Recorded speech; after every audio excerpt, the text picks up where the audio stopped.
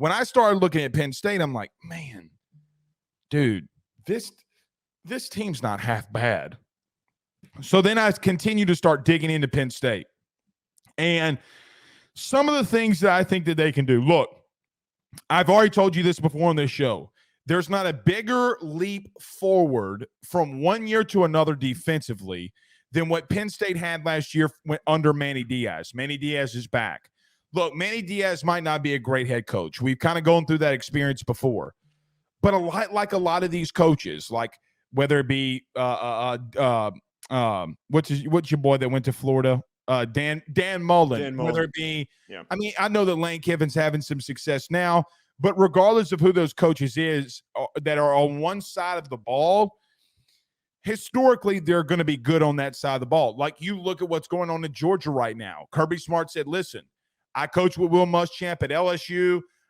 He's fired at South Carolina. I want him on my staff. He's pretty much, let's call it what it is, running that defense for Georgia along with Kirby Smart." I think Manny Diaz defensively is going to get them back there. I think they're good enough up front in that conference to push the envelope. I think Ohio State, as an example, though, like on their offensive line, you talked about this, they have some question marks at tackle, as an example, where I think where Penn State can succeed. They're good up front, and the best thing, and Joe, I've told you this, and SEC fans hate when I say this, in the back end of coverage, let's look at this past draft. The Big Ten's been what's putting guys into the league when it comes to defensive backs. Penn State's got another in the King kid. Here's the only thing. We've talked about running backs. We've talked about their O-line. We've talked about them a receiver. And I'll get to receiver in just a quick second. It all goes down to their quarterback. And I think that they have enough talent around him to where they could easily, now I'm not going to say easily, but they can be in the mix to win the Big Ten. With that being said, I do question some weapons that they have on the outside, and I do question, can they hold up with a young quarterback if things don't go their way? They're going to need some things to go their way. They're going to need some lucky bounces here and there. But on sheet, when you look at them on paper, they have just as much talent as anybody else. They have recruited at a really damn good level. And look, like them, love them, or hate them, James Franklin, I think, is still a pretty damn good coach. Okay, if the worst you're going to get from him is 9-3, 10-2, at Penn State, I might add, after everything that they've been through, buddy, I'm going to tell you something. Sign me up. But the eye in the sky doesn't lie, and they got some really good pieces. Here's the two questions I have for them, or three. We talked about quarterback. Number two, do you have the weapons on the outside? And number three, I do question some coaching. Like, can James Franklin finally get over that hump and win it all and make a playoff? That's what the biggest answers, the questions for them. But I will tell you, I'm pretty optimistic. I think that they could do it. They're one win away from doing it. Blake, as everyone knows on this program, I'm quite a film dork. I watch way too much film. I spend way too much doing it. And I'm obsessed with evaluating talent. The talent that they have on this roster, they have a number of guys that will go in the top 50 of the upcoming draft. Agreed. You talked about Kalen King, who very quickly. Do you think they have 5 guys that will go in the top 50? No, I would say 3. Let's say 3. Okay, okay. Continue. I don't want to go that aggressively. Okay. But Kalen King might be better than Joey Porter Jr. I agree. Is better than Joey Porter Jr. Olu Fashanu is the most talented tackle in this upcoming class. The dude is freaking dominant. He is young. He has every tool that you need to be a dominant left tackle in the NFL, and would have been the first tackle taken in this draft if he chose to declare. Agreed. And then on top of that, Chop Robinson, Abdul Carter on the defensive side of the football, they've got key players at key positions.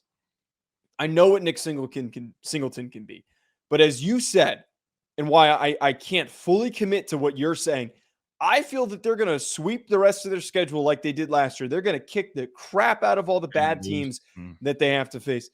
But I can't commit to Drew Allar. I am not going to sit here and make an assumption on Drew Allar. I just can't. I understand that. He's either Drake May or he's Quinn Ewers. He's one of the two. These really highly recruited kids. Let's call it what it is. Quinn Ewers is not good, bud. But that's my as he's played so far. He right now might be better than Quinn. Come on. But we haven't seen Drew Allar do enough to commit to that statement. But listen, there are times that you can see dudes and know something.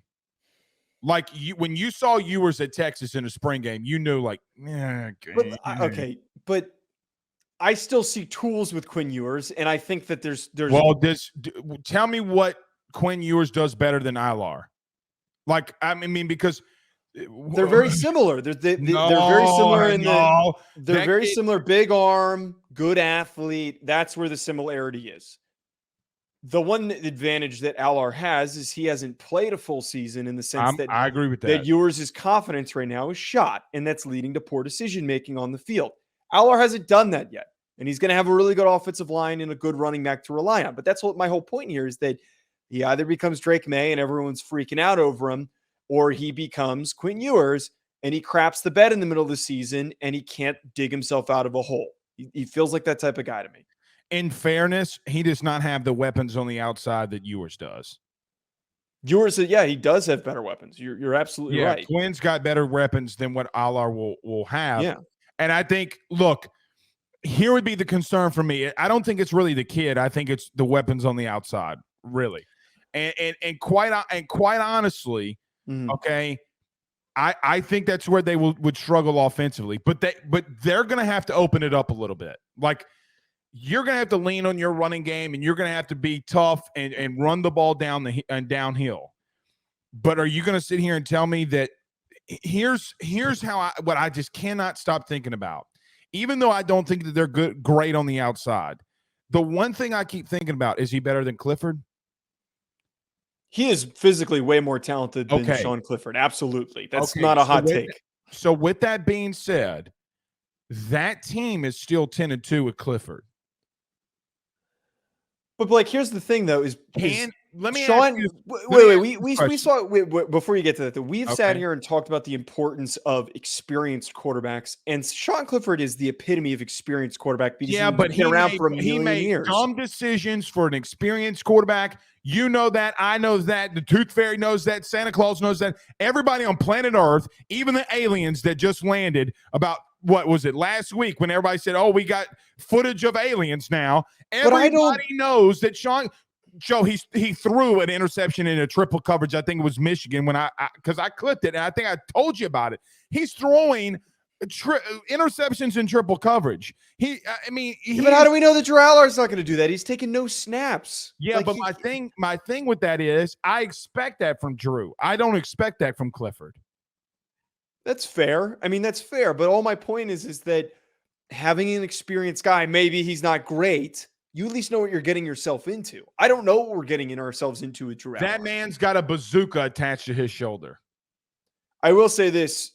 A bazooka. Like, I'm talking about Rambo 4 bazooka. I'm talking about deep jungle, like Rambo putting the blood on his face to blend in bazooka. Like the big mammoth, the big Kahuna.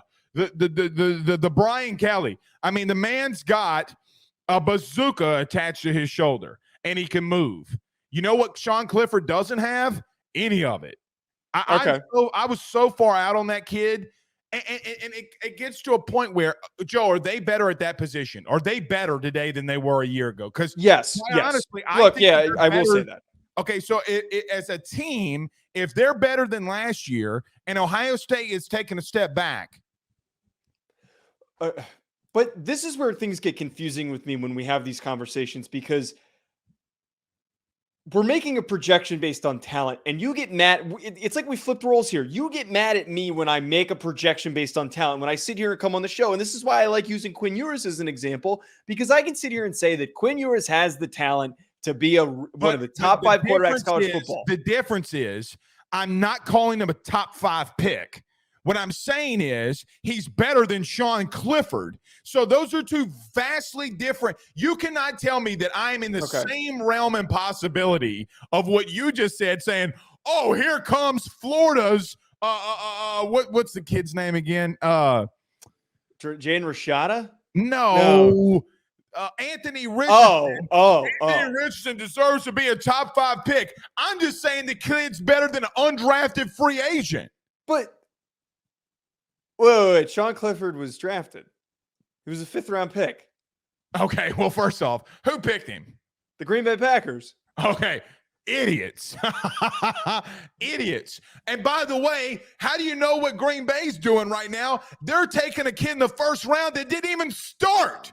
All right, fair. They took Jordan Love. No, they drafted up to take Jordan Love and could have taken Justin Jefferson. Look, all I'm trying to say here, Blake, is that I agree with the statement that there is more talent at the starting role at the position this upcoming year. But I can't sit here and say that he is going to live up to that potential in his first year as a starter. There is too many question marks. And he talked about how I'm not totally sure what they're dealing with at tight end, because their tight end was drafted relatively high. And also at receiver, their best receiver, Parker Washington, went to the NFL. I will say this, though. Dante Cephas, who they got from Kent State, is a very underrated football player. And I think that he serves well for the style of offense that they play. And if Allar can connect with him consistently, that is going to be helpful. I also think that here is one key aspect. They relied too much on Sean Clifford last year. Even though it wasn't that much, way too much for my taste. They need to stick with the run game. It needs to be the Nick Singleton show. Pretend my man is prime Saquon Barkley, even though he's not as talented, not saying he's the same player, and run the hell out of him. Elk 70 says, is Ohio State taking a step back, though? Here would be my thing. Mm-hmm. Here's why I think that they are taking a step back. It comes down to one position and one position only: quarterback. Yes, you're taking a step back. Where Penn State got better, I think you got worse. Well, and here's another thing, Joe. Okay. You talked about the number 1 tackle in all of college footballs at Penn State, did you not? He is one of. I will not concede that he is significantly better than Joe Alt. Also, we're gonna when we did our Georgia deep dive. Amarius Mims might take that title eventually, but regardless, yes, I just think that they have more pieces returning. So here would be my thing. Mm-hmm. Are you convinced of what's going on at quarterback at Ohio State or Penn State? Well, but that's also where things get sticky is, yes, the statement, you are not going to have as good of a quarterback next year as Ohio State because the guy you had was a top 2 overall pick. But both teams have a 5-star that is going to start for them. Kyle McCord was a highly recruited 5-star that is going to take over that spot. Drew Allar is an unproven former 5-star that is going to take over that spot. It is hard for Kyle McCord to play at the same level as CJ Stroud because CJ Stroud was fantastic at times. It's a high ceiling to replace, but it's the same situation. They're both highly recruited kids. Hold on 1 second. Okay. I was getting a text about a recruit, and I can't stop looking at it because it's a big one. Are they about to commit? It's not LSU related. It's not LSU related. Bama related? No, actually. Georgia related. Oh, they're just so freaking good, dude. They're insane. They're insane. Look, bottom line for me is Ohio State fans are going to continue to rip me, but I would right now, I would take Allar over McCord or anything going on at quarterback at Ohio State. That's just me. That's just me because look, I think that the kid's got something. And listen, I've been wrong on quarterbacks before. It's the hardest position to grade. That's why when quarterbacks get drafted in the NFL, not all of them pan out. But just for me, I think that it. But see, and here's the flip side of that, though, Joe. He could play well. Like, he could play well, okay? And the weapons on the outside don't perform for him. That's the only thing.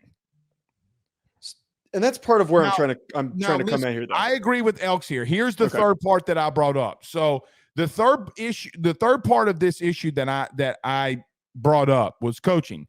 And Elk says, so Blake, do you trust Franklin in Penn State with a quarterback more than Ryan Day? Here's the thing, though, about Ryan Day, okay? Is the seat not heating up on him a little? It is, but at the same time, he's had no issues developing quarterbacks. He had the number 2 overall pick in the last 2 years and did not win the Big Ten. No. So you're saying you're taking the number 2 pick away from him, and I'm supposed to come in here and say, oh, everything's hunky-dory. But here's where I'm not on the same page with you, because I understand that it's going to be difficult, and I'm surprised that I'm actually taking this angle. It's going to be difficult to replace all of that. But where I'm not in agreement with is that you still have a really talented kid. You have a 5-star recruit. And why I am optimistic about what can happen for Ohio State compared to Penn State, this is one of the best rosters James Franklin has had. They have the potential. But Ohio State is returning 2 of the best receivers in college football. Their offensive line may not be that good. 2 of the best receivers in college football, 2 of the best running backs in the Big Ten. I don't care what Marvin Harrison Jr. is. If they're not good up front, they're going to struggle. If they can't run the football with a new quarterback, they're going to struggle. What did you say all last year about God bless it. Why am I so bad with names today? Paris Johnson or DeLeone Jones? The damn quarterback. CJ Stroud. What did we talk about with CJ Stroud all during the season?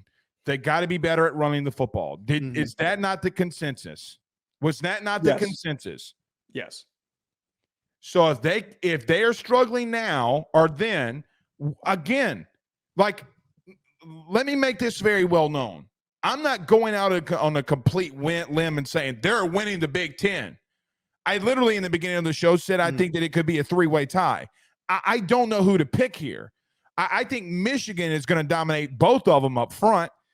I think that Ohio State has a lot of individualized talent, and if they could put it together, they could be really deadly again. But I think Penn State returns more experience up front than really anybody.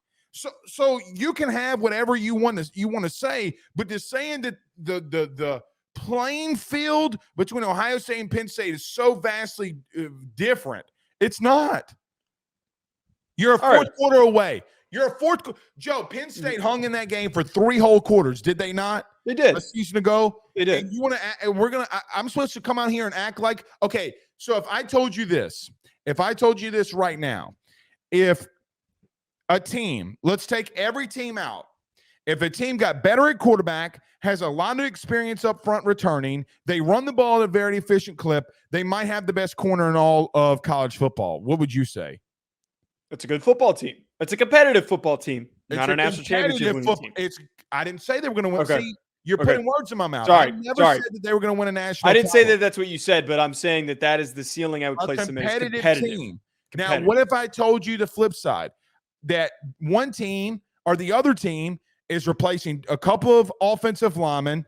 They got to replace a couple of first-round wide receivers. Now they have the best wide receiver in the country, but on the flip side of that, we just talked that Marvin Harrison Jr. and King, if they battled, what would that look like? And they have an unexperienced quarterback as well. So and you're replacing the number 2 overall pick. The thing that you would say is exactly what you're saying about Florida. Oh, well, who do they have? And you're relying on what? A star rating. Well, Mertz was a 4-star recruit, a highly anticipated recruit. And look, I could say the same thing for Allar. I just have seen with my visible eyes what the kid can do. And if he is going to continue to be as accurate as he has been, then I'm saying that he has all the – Joe, in 2 years, you're going to sit on this show and you're going to say, my God, as a prospect, he's phenomenal. And I'm going to say, yeah, he probably is. He probably is. I'm not going out on a limb and saying they're going to win it. I think that they have the potential to win it, and I think they have the key pieces to do it. They have the recipe to do it. Can they cook enough to be able to make that final, that they have the ingredients? Do they have enough to make the special meal that they need to? I mean, that's where I sit with them. And maybe we come back in 6 months from now and I'm like, look, I was a doofus. Maybe so. But as long as God is my witness, let's not act like that they're just leaps and bounds worse. Now, there is one last piece here that Elks brought up that I didn't throw in there. Okay. I don't hear if everything was equal in what I just said and James Franklin wasn't the head coach, I would pick them to win the Big Ten. Yeah. Yes. I think it would be a little bit easier to commit to that. I think it would be a little bit easier. But this is also part of my concern is like, what example of quarterback development do we have to point to with Vanderbilt? But in his time at Penn State, who has he developed as a quarterback that has turned out well, that has been a top, let's just say top 20, top 15 quarterback in all of college football? That is, I think, what is part of what has held back James Franklin, the lack of ability to develop the most important position on the field. And that's where my pause is. You could say the exact thing about Saban now. You could say the sacks. Outside of Tua and Bryce. But wait, I can't say that about Saban, because at least the bad ones he had, I wasn't worried that they were going to hold them back. Like we were just talking about Sean Clifford. Sean Clifford held them back. Them holding them back because the talent he had around him, not that those quarterbacks were any good. Well, and here's a really good example. Allar is the most highly recruited kid that he has brought in. Before that, do you know who I believe it was? Sean Clifford. Oh, was it Will Levis? No. It was your boy from he committed during the Sandusky thing. Hackenberg. I think that Bill O'Brien was there. But what I was going to say is that one of the highest recruited guys that Franklin had was Will Levis. Will Levis didn't get onto the field. Will Levis didn't really develop. Goes to Kentucky. Well, him not developing at Kentucky is not on Penn State. But he might have been inconsistent, but he came in raw and was still better than what he was when he left Penn State. Mark Stoops at least got him to a competitive level, but was still struggling. Let me ask you this. If Will Levis is on Penn State's team, do they win a game they're not supposed to? Last year? Yeah, because they beat Ohio State last year if they have Will Levis. Absolutely. Bingo. So if, again. But that's what I'm trying to say here is that Allar could be better than Will Levis. He has every capability of being better. He could be as good as Drake May. I agree with all the tools, but I just don't have that example of a Penn State quarterback under James Franklin developing into that guy.